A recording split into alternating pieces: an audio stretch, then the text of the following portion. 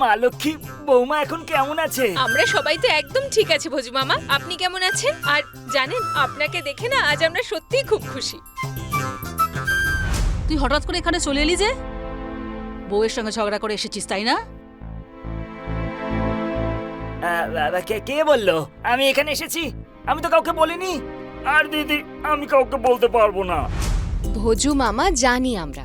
এখন আপনি আমাদের এত আদর যত্ন করেন, আর আমরা আপনার খবর না নিয়ে কি করে থাকতে পারি বলুন তো? জানি জানি, সন্তু দাদা বলেছে তাই না?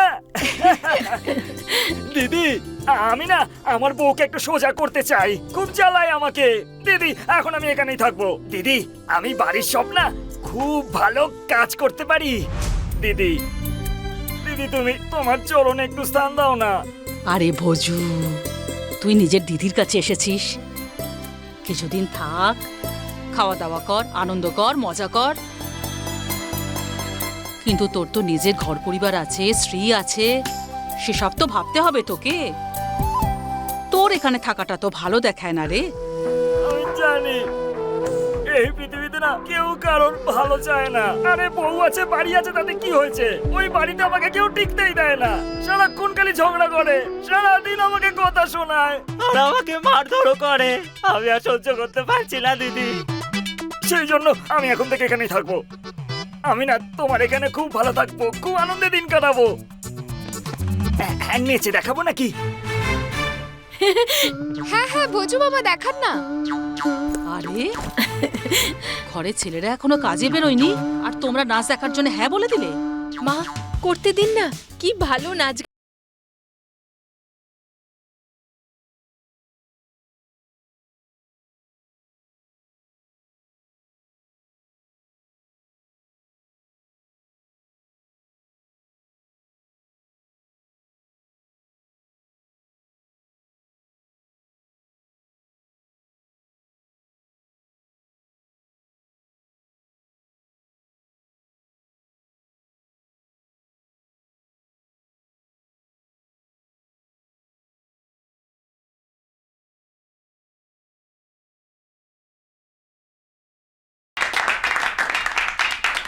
দারুণ ভোজু মামা, দারুণ! কি ডান্স করেছো তুমি, মনে হচ্ছিল যেন ভূমিকম্প হচ্ছে। ঠিক আছে, তুই একটু বিশ্রাম করে নে, খুব হাঁপিয়ে গেছিস তুই, একটু বস। ভোজু মামা, আপনি কিছু খাবেন? আমি কিছু নিয়ে আসবো আপনার জন্য। ছোট বৌমা ভালোবেসে যা খাওয়াবে না, আমি সব খেয়ে নেবো। আরে দিদি, এটার জন্যই তো আমার স্ত্রীর সাথে আমার ঝামেলা লেগেছে। ওই 4টে নারকেল পেরেছি বলে এমন কথা শোনালো, আমার উপর মারধরও করলো। আমি আর এসব সহ্য করতে পারিনি দিদি, তাই পালিয়েছি। আমি এবার থেকে এখানেই থাকবো দিদি। ভোজু মামা, আপনি খুব ভালো করেছেন যে এখানে চলে এসেছেন থাকার জন্য। আপনি কিছুদিন আমাদের সঙ্গেই থাকবেন। আর এমনিতেও আমার মাকে তো আপনি দিদির মতো দেখেন, তাহলে দিদির বাড়িতে কেন থাকতে পারবেন না? অহনা, ওই আজকে তোমার রেজাল্ট বেরোনোর কথা তাই না? হ্যাঁ জানি, আমি শুনেছি।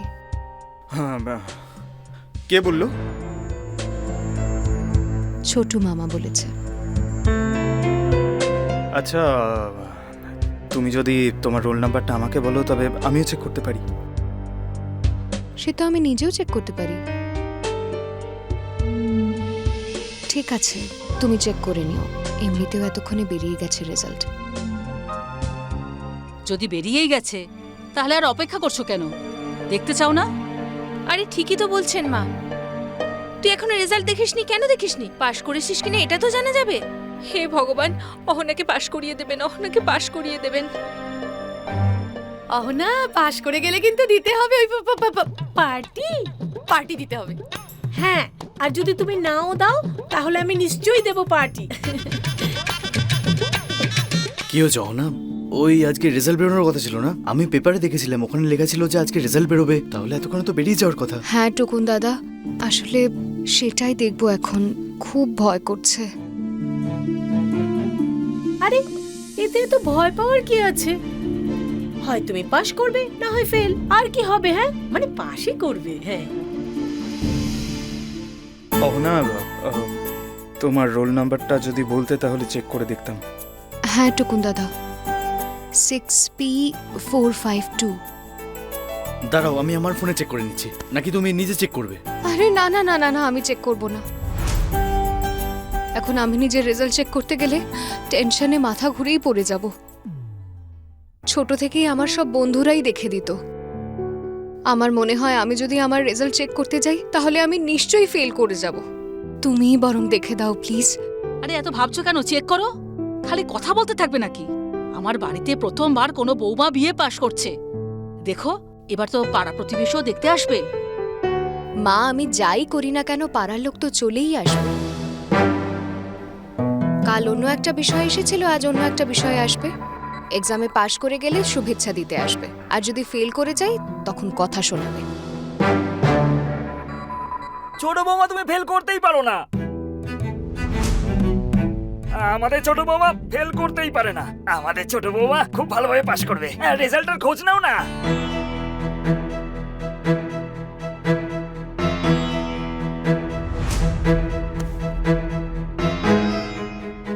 Six B 449 450 451 452।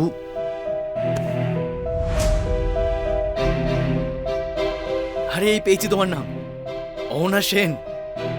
জল জল করছে। আরে ছোট বউ, তুমি পাশ করে গেছো। জেঠিমা আমাদের ছোট বউ পাশ করে গেছে।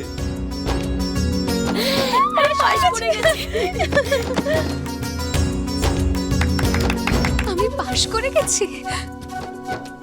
আমাদের বাড়ির সবচেয়ে ছোট বউ পাশ করে গেছে, ও বিয়ে পাশ করে ফেলেছে।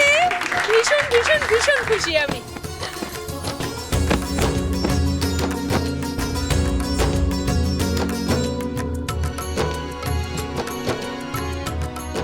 অহনা, দেখিস, যারা আমাদের অশিক্ষিত মূর্খ বলতো না, আর বলতে পারবে না। তুই করে দেখিয়েছিস। শুধু তুই পরীক্ষায় পাশ করিসনি, আমরা সবাই করেছি। শুধু তোর জয় নয়, এটা আমাদের সবার। খুব আনন্দ হচ্ছে আমার। হ্যাঁ অহনা, তোমার টুকুন দাদা আছে না, ও কিন্তু পড়াশোনা খুব ভালোবাসে, পড়াশোনার গুরুত্ব বোঝেও। যদিও আমিও তো পড়াশোনা জানি না, আর এই বাড়িতে তো সবাই এরকম বই চাইছিল। তুমি সবচেয়ে বড় কাজ করে দেখিয়েছো জানো। এই বাড়িতে তুমি প্রথম বউ যে বিয়ে পাশ করেছে। মেয়েটা, এটা শুধু খুশির খবর নয়, আর এটা তো অনেক বড় গর্বের বিষয় আমাদের জন্য। অহনা, সত্যিই তুমি আমাদের মাথা গর্বে উঁচু করে দিয়েছো।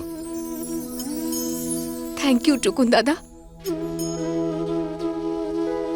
অহনা, কংগ্রাচুলেশনস।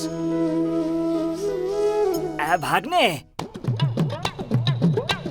ওই কি ইংরেজিতে কি বললে, মানেটা কি গো? আরে ভোজু মামা, আপনার ভাগ্নে আমাকে শুভেচ্ছা জানালো। ওর হয়তো ভালো লেগেছে যে আমি এক্সামে পাশ করে গেছি। ছোট বৌমা, তোমার পাশ করার আনন্দে একটু নাচ হয়ে যাক।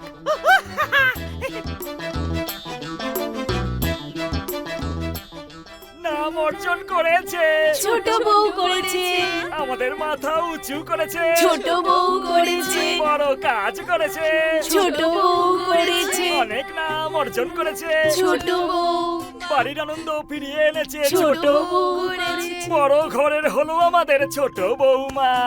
ওর হাতে আছে ওর খুশির চাবি। পাগলা খাবি কি ঝাঁঝে মরে যাবি।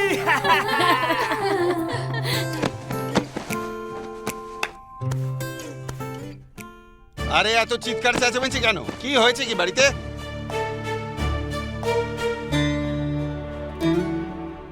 আমার ছোট বৌমা না এবারে বিয়ে পাশ করে গেছে।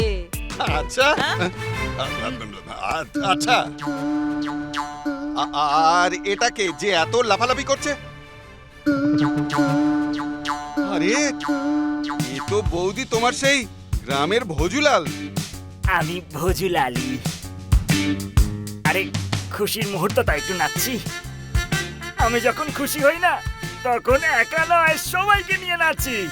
আর যখন দুঃখ পাই তখন সবাইকে কাঁদাই। কিন্তু এখন বাড়িতে আনন্দের মুহূর্ত, তাই কাঁদা ঢাদা পড়ে। তাহলে আসুন, নাচুন আমার সাথে, আসুন আসুন।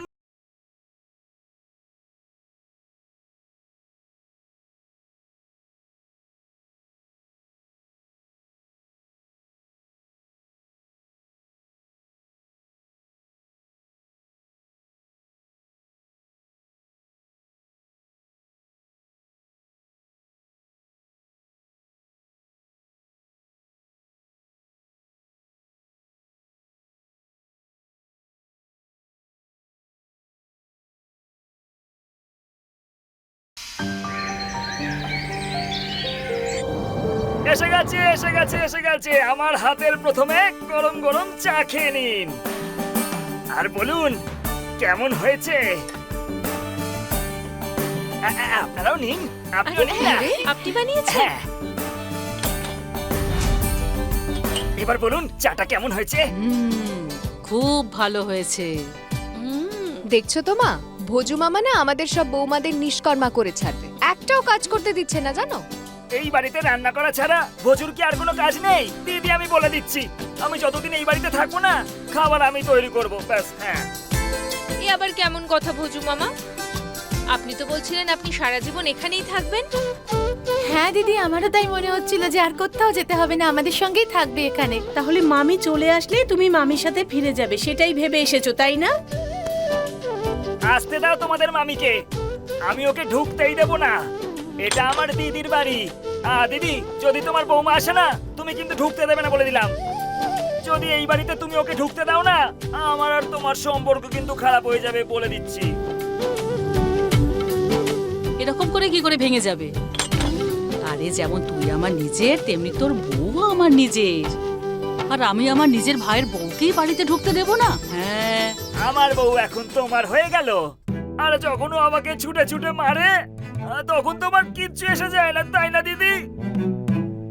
আমি জানি তুমি আমাকে ভালোবাসো না, কোনো ব্যাপার না। আমিও শুনেছি যে সন্তু দাদা না এই পাড়াতেই আসতে চলেছে। আমিও তাহলে ওর বাড়িতেই চলে যাব, ও বেচারা একা কি করে থাকবে।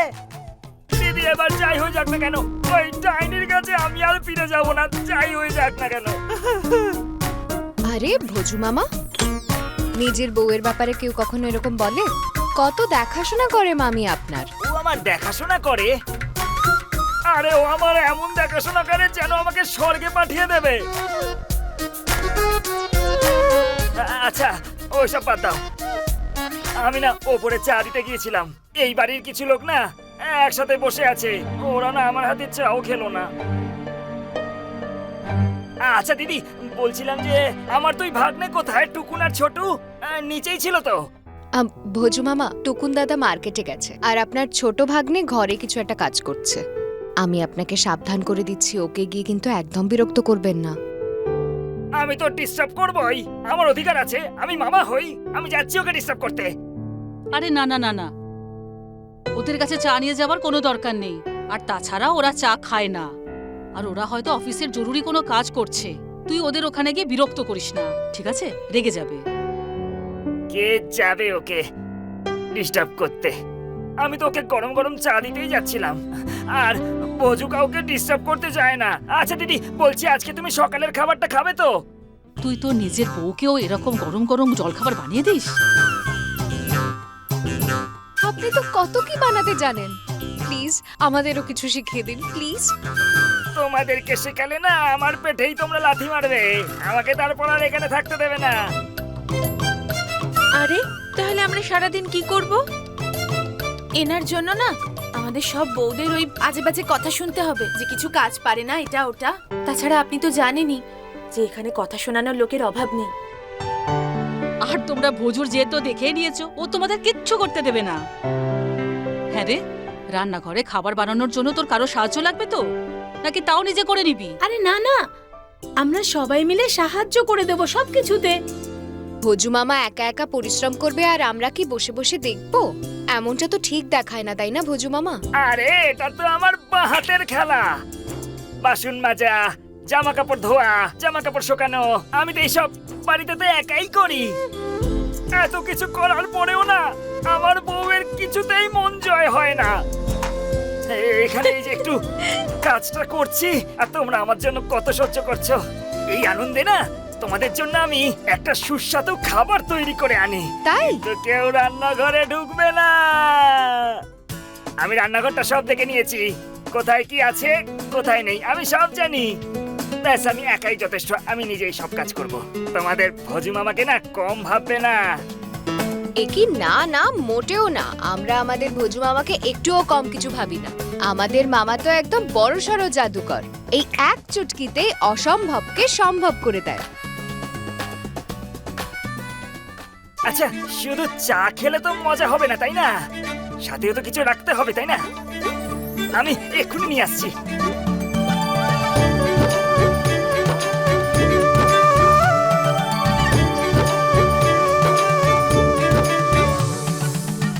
দিদি, এই নাও, নিজের বৌমাদের সাথে খাও। আরে নিমকি,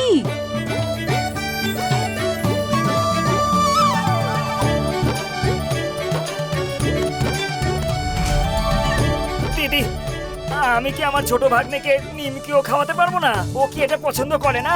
ভোজু মামা, আপনি অসাধারণ নিমকিটা বানিয়েছেন। বাহ, মজাই এসে গেল। তুমি তো বললে আমি জাদুকর। তালি মারলাম, মন্ত্র ছুড়লাম, নিমকি তৈরি। আরে আজকে তুই 4টের সময় উঠে এই সমস্ত করেছিস না? দিদির শ্বশুর বাড়ি এসেছি, তাই দিদিকে একটু আদর যত্ন করবো না নাকি? হ্যাঁ, চলো চলো, খেয়ে দেখো না।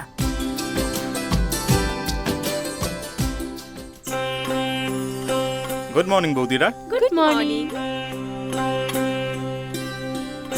Good morning. Good morning.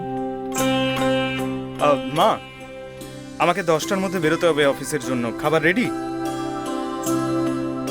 ঠিক আছে ভাগ্নে, তুমি 10টা বাজার আগেই খাবার পেয়ে যাবে। হ্যাঁ, প্রথমে এটা খাও আর বলো কেমন হয়েছে। ভোজু মামা, আমি অসময় কিছুই খাই না।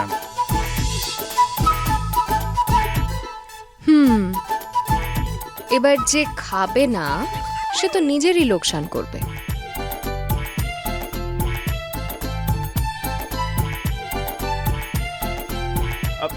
আচ্ছা, তো ভোজু মামা দেখাও। তবে ভোজু মামা, বলছি যে একটা তো ট্রাই করতেই পারি, তাই না? করো করো, ট্রাই করো।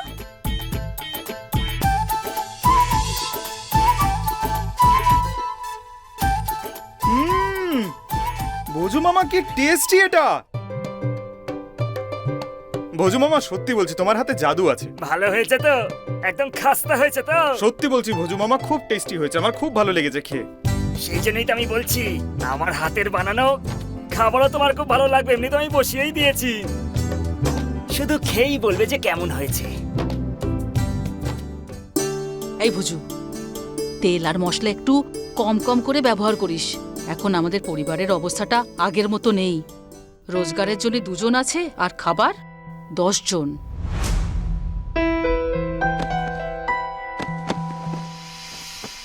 কি বলছো তুমি দুর্গা দিদি?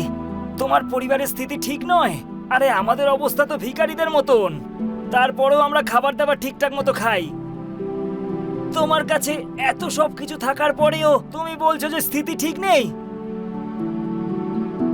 মাস শেষ হওয়ার আগে সব হিসাব ঠিকঠাক করে দেবো আমি। অনেক জিনিসপত্র বেঁচে যাবে, তুমি দেখে নিও।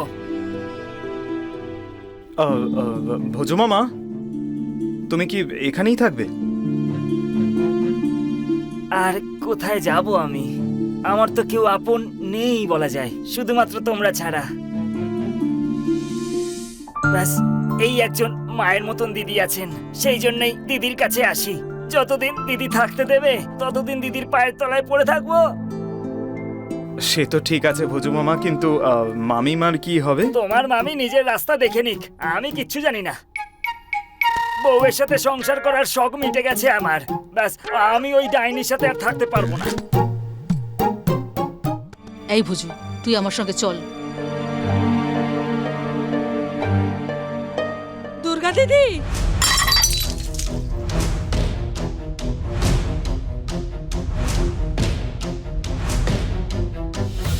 ভুজু, মনে হচ্ছে তোর বউ এসে গেছে। দুর্গা দিদি। সুমিত্রা, এসো এসো এসো, ভেতরে এসো। বাপি, তুইও এসেছিস? কত বড় হয়ে গেছিস। ভালো হয়েছে তোরা এখানে চলে এসেছিস। আসতে তো হতোই, তাই না দুর্গা দিদি? আমার তো আর কোনো উপায় নেই।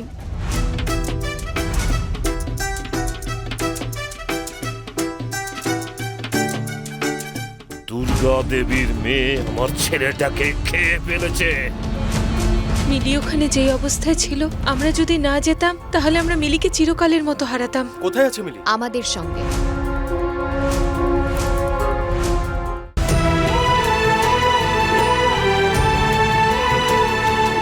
এমন কি করে ফেলেছো তুমি যে ওকে বাড়ি ছাড়তে হলো? আরে সে অনেক কিছু হয়েছে, আমি সেসব পরে বলবো তোমায়, কিন্তু তার আগে তুমি আমায় বলো ভোজু এখানে আছে কিনা।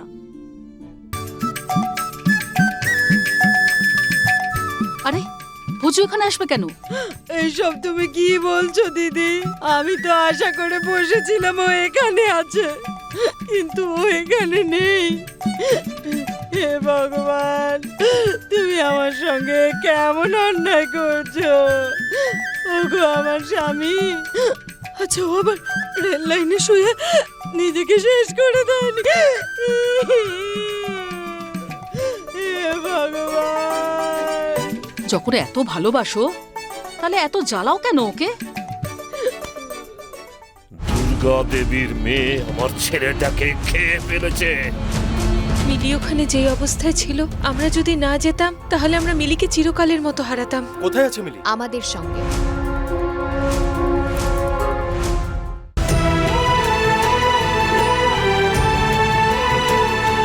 আমি ওকে আর জ্বালাবো না, একটুও বিরক্ত করবো না, দিব্যি করে বলছি।